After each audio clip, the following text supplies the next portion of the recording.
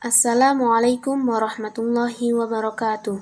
Perkenalkan, kami dari kelompok 3 yang beranggotakan pertama Zulfiati dengan NIM 21020460057, yang kedua Septi Alawiyah dengan NIM 21020460058, dan yang terakhir Muhammad Furqan dengan NIM 21020460079. Kami akan mempresentasikan materi yang berjudul Ragam, Fungsi, dan Diksi. Apa yang dimaksud ragam bahasa Indonesia itu? Ragam bahasa adalah variasi bahasa menurut pemakaian, yang berbeda-beda menurut topik yang dibicarakan, menurut hubungan pembicara, kawan bicara, orang yang dibicarakan, serta menurut medium pembicara. Seiring dengan perkembangan zaman, sekarang ini masyarakat mengalami perubahan, sehingga bahasa pun mengalami perubahan.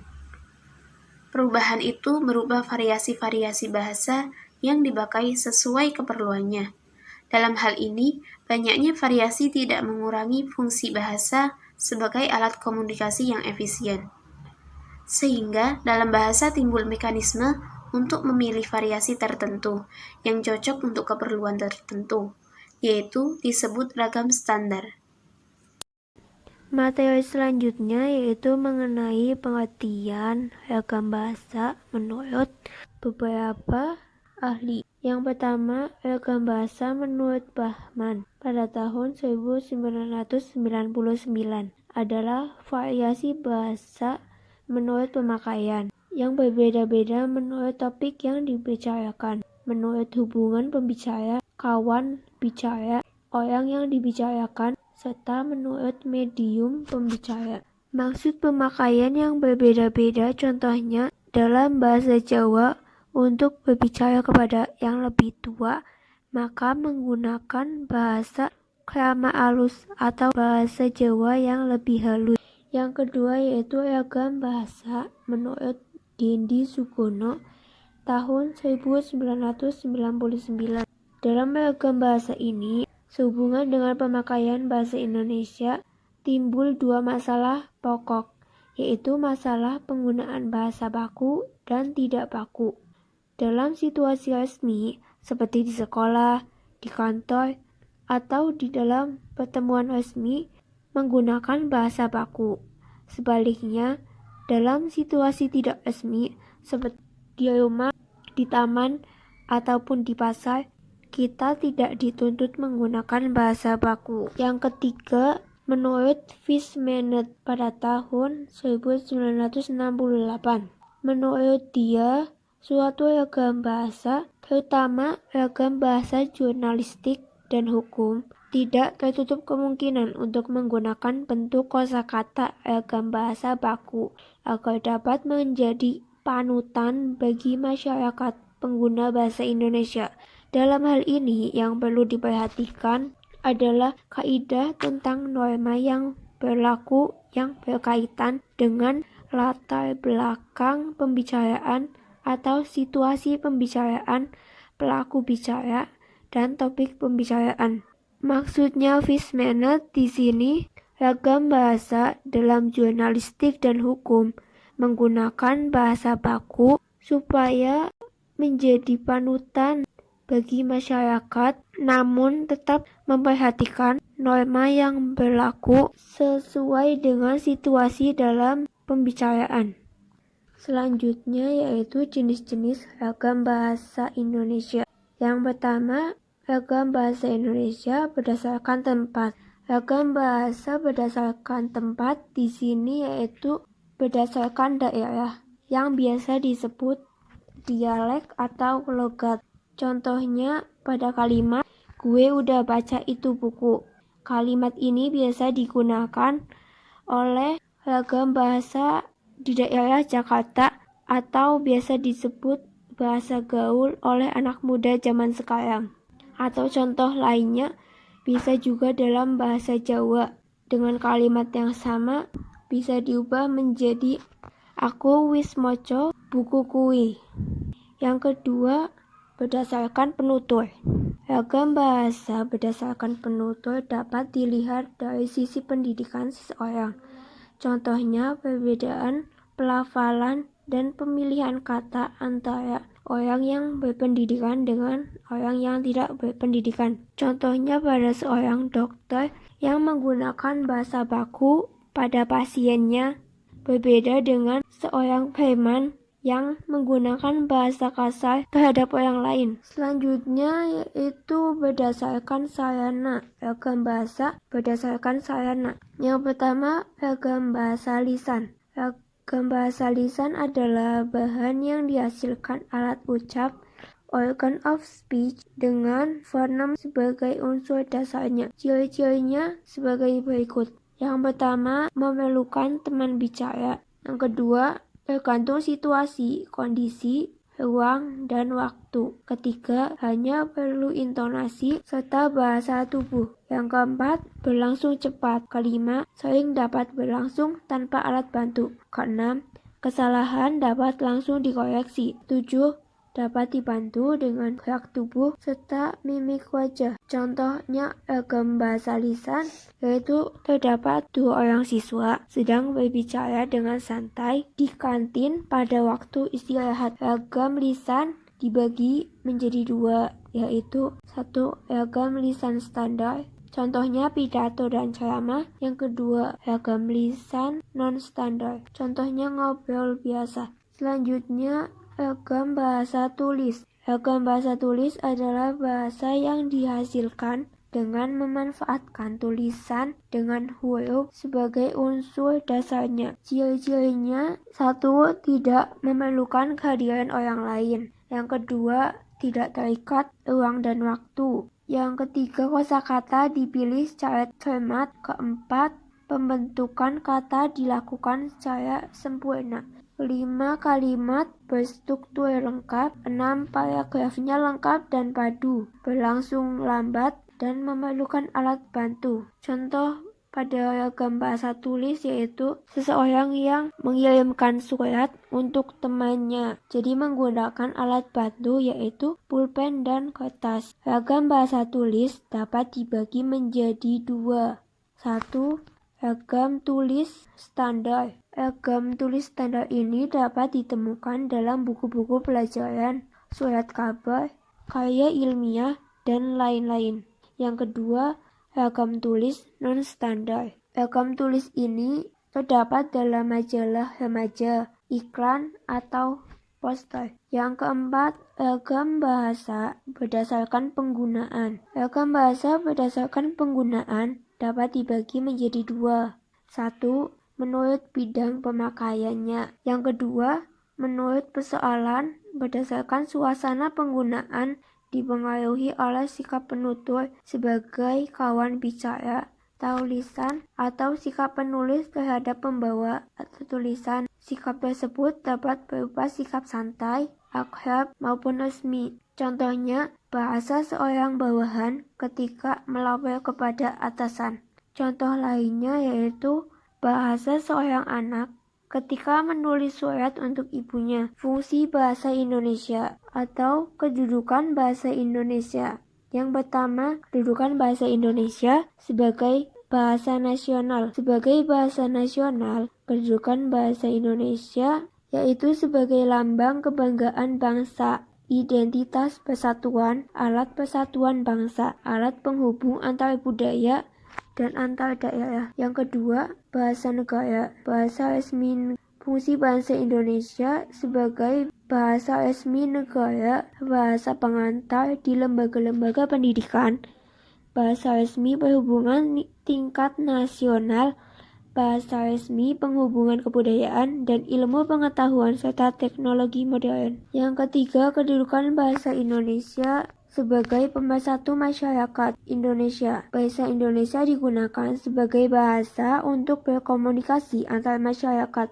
Indonesia yang berasal dari berbagai suku dan budaya. Yang keempat, kedudukan bahasa Indonesia sebagai identitas nasional. Bahasa Indonesia merupakan bahasa sehari-hari yang digunakan serta menjadi ciri khas untuk negara Indonesia. Yang kelima, kedudukan bahasa Indonesia menjadi kebanggaan bangsa Indonesia. Karena bahasa Indonesia dibuat oleh orang Indonesia, jadi menjadi kebanggaan tersendiri dan juga sebagai bahasa pemersatu. Yang keenam, kedudukan bahasa Indonesia untuk berkomunikasi masyarakat Indonesia secara garis besar. Fungsi ini juga tidak berbeda jauh dengan fungsi bahasa Indonesia sebagai pemersatu atau bahasa pemersatu. Selanjutnya adalah diksi bahasa Indonesia. Pengertian diksi. Diksi adalah pemilihan kata secara tepat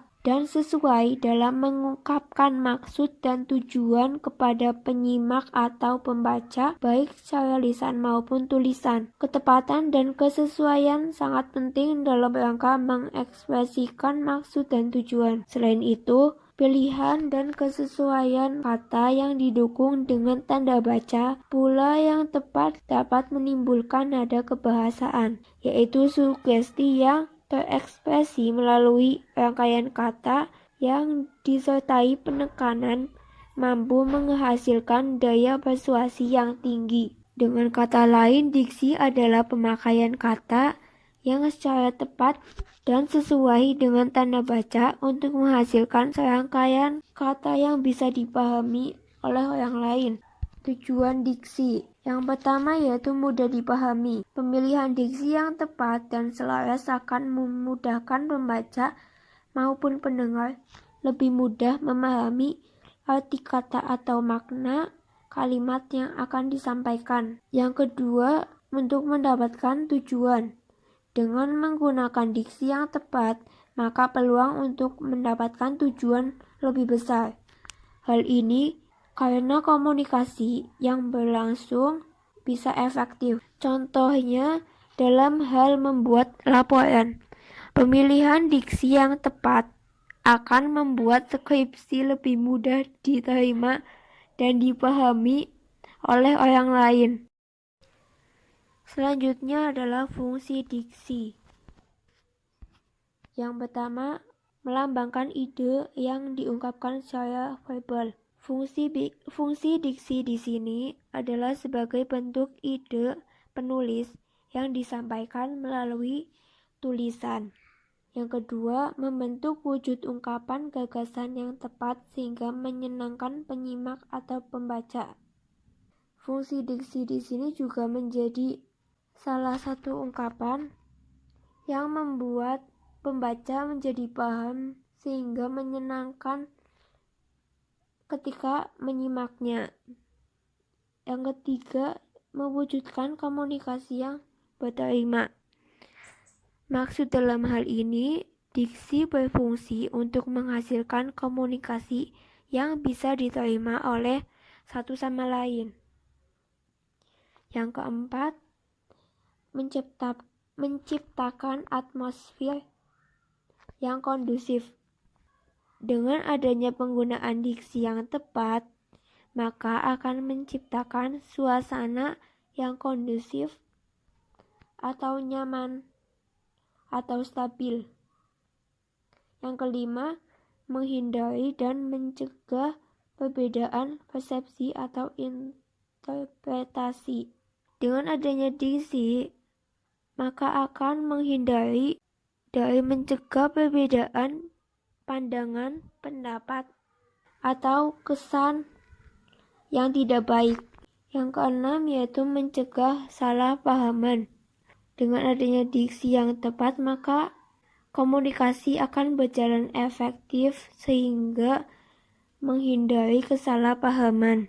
Yang ketujuh, mengefektifkan pencapaian target komunikasi. Dalam hal ini, diksi bisa menjadi suatu cara untuk pencapaian target dalam komunikasi. Jika diksinya tepat, maka akan menghasilkan suatu pencapaian yang memuaskan, sehingga akan mencapai target komunikasi. Selanjutnya adalah ciri-ciri diksi. Yang pertama, tepat dalam pemilihan kata untuk mengungkapkan gagasan atau hal yang diamanatkan. Yang kedua, dapat digunakan untuk membedakan secara tepat nuansa makna dan bentuk yang sesuai dengan gagasan dan situasi serta nilai rasa pembaca. Selanjutnya, syarat-syarat ketepatan pilihan kata. 1. Membedakan makna denotasi dan konotasi secara cermat. Denotasi yaitu kata yang bermakna lugas dan tidak bermakna ganda. Contoh denotasi adalah tangan kanan. Artinya, tangan tersebut berada di sebelah kanan. Sedangkan konotasi dapat menimbulkan makna yang bermacam-macam. Lazim digunakan dalam pergaulan untuk tujuan estetika dan kesopanan. Contohnya, ringan tangan. Dalam konotasi ini bukan berarti tangan yang ringan, tetapi orang yang suka menolong. Yang kedua, menggunakan kata yang berubah makna dengan cermat. Misalnya, isu. Dalam bahasa Indonesia, artinya kabar yang tidak jelas asal-usulnya, kabar angin, desas-desus, atau hoax. Yang ketiga, menggunakan dengan cermat kata bersinonim. Misalnya pria dan laki-laki, saya dan aku, serta buku dan kitab. Kalimat kata berhomofon. Misalnya bank yang biasa disebut untuk seorang kakak dan bank untuk tempat yang menyimpan uang. Kata berhomograf. Misalnya apel untuk buah dan apel untuk upacara. Teras untuk serambi dan teras untuk pejabat. Berhomonim misalnya buku, ada tulang, dan buku, kitab. Selanjutnya yaitu syarat kesesuaian kata. Yang pertama, menggunakan kata berpasangan atau idiomatik dan berlawanan makna dengan cermat. Misalnya, sesuai bagi itu termasuk kata yang salah atau pasangan yang salah. Dan kata yang benar adalah sesuai dengan. Bukan hanya titik-titik, melainkan juga adalah kata yang benar. Sedangkan bukan hanya titik-titik, tetapi juga adalah kata yang salah. Tidak hanya titik-titik, tetapi juga adalah kata yang benar. Yang kedua, menggunakan kata ilmiah untuk penulisan karangan ilmiah dan komunikasi non-ilmiah. Surat menyurat, diskusi umum. Menggunakan kata populer, misalnya argumentasi atau ilmiah, pembuktian, masuk kata populer. Psikologi, kata ilmiah. Ilmu jiwa, termasuk kata populer. Yang ketujuh, syarat-syarat yang menentukan kesesuaian diksi. Yang pertama, menghindari penggunaan bahasa substandar dalam situasi formal. Bahasa standar ialah merupakan tutur bahasa yang biasa digunakan oleh mereka kalangan menengah ke atas atau yang mengenyam pendidikan tinggi. Sementara itu, bahasa non-standar adalah kebalikannya. Biasa digunakan dalam percakapan sehari-hari dalam orang lain. Yang kedua, menggunakan kata ilmiah dalam kondisi tertentu saja. Selebihnya menggunakan kata populer. Kata ilmiah merupakan kata yang biasa digunakan dalam tulisan ilmiah atau kata yang jarang digunakan oleh orang-orang awam. Hanya kalangan tertentu saja yang menggunakan. Contoh, dalam jurnal ilmiah menggunakan kata ilmiah. Sedangkan ketika berbicara maka gunakanlah kata populer. Hal ini dikarenakan agar makna yang disampaikan dalam jurnal dapat dimengerti oleh semua pendengar. Yang ketiga, hindari jargon yang tidak dimengerti publik. Jargon merupakan kalimat atau frasa dalam bahasa tertentu yang hanya dimengerti oleh beberapa orang. Oleh karenanya, dalam memilih kata, hindari jargon, karena orang lain belum tentu memahaminya. Yang keempat, hindari kata-kata slang. Kata slang merupakan kata non-standar atau informal. yang digunakan dalam percakapan dengan teman sebaya. Penggunaan kata slang pada saat situasi formal adalah hal yang tidak baik. Kata slang juga bisa disebut dengan kata gaul. Yang kelima, hindari bahasa atau kata artifisial, rangkaian kata yang disusun secara kreatif untuk menimbulkan rasa seni. Contoh, harum bunga mawar terberai terbawa angin sampai ke penciumanku. Selanjutnya adalah jenis diksi. Menurut Chayler, makna kata dapat dibedakan menjadi 4. Yang pertama, makna denotasi dan makna konotasi. Makna denotasi adalah makna yang sesuai dengan hasil observasi menurut penglihatan, penciuman, pendengaran, perasaan, atau pengalaman lainnya, atau dengan kata lain makna sebenarnya. Contoh, kulit Santi warnanya putih.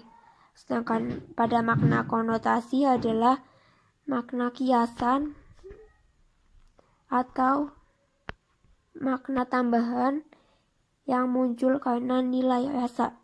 Contohnya, senyum Lia semanis gula Jawa. Yang kedua, makna leksikal dan makna gramatikal. Makna leksikal adalah makna kata yang berdasarkan kamus. Leksikal dapat disebut juga leksikon atau makna kata berdefinisi.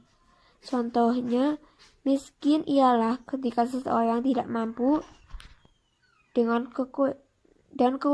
kekurangan secara finansial. Sedangkan makna gramatikal adalah makna yang timbul karena proses gramatikal atau tata bahasa, atau bisa juga disebut makna kata yang terjadi karena terdapat imbuhan. Contohnya, pelukis, lukisan, dilukis, pelukisan, dan diletakkan pada frase, klausa, atau diberi intonasi. Contoh, pelukis itu adalah orang yang sangat terkenal. Pada lukis menunjukkan orang. Yang ketiga, makna referensial dan makna non-referensial. Makna referensial ialah makna kata yang menunjukkan sesuatu, misalnya, Uin Wali Songo terletak di Jalan Ngalian. Kata jalan menunjukkan kepada suatu tempat. Sedangkan makna non-referensial ialah makna kebalikan dari referensial. Contohnya, aku baru saja pulang dari rumah dosen, akan tetapi aku lupa alamatnya. Kata tetapi mengacu pada kata non-referensial. Yang keempat, makna konseptual dan asosiatif. Makna konseptual ialah makna kata yang mendeskripsikan kata itu sendiri. Contohnya, minggu ini aku dan keluarga akan berlibur ke puncak. Kata puncak mendeskripsikan daerah dataran tinggi.